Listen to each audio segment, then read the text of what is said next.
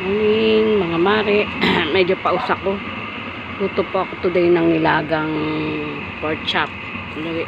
Pinakulaan ko na yung kanina. Hindi ko na pressure cooker kasi pork chop lang, mabilis lang lumambot. Nilagyan ko siya nito mga mare. Sarap to mga mare sa nilaga. Yummy.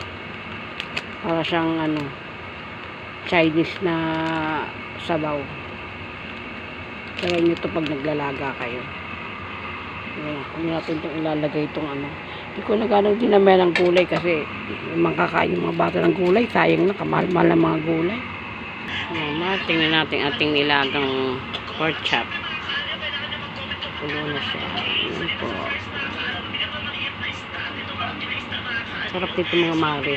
Ito yung sinasabi ko, nilalagay sa pares. Sarap niya sa nilaga mga mare. So, ganito siya kalaki. Yan o, nilalagay sa pares. Yummy yan. Kain na po tayo. Bye.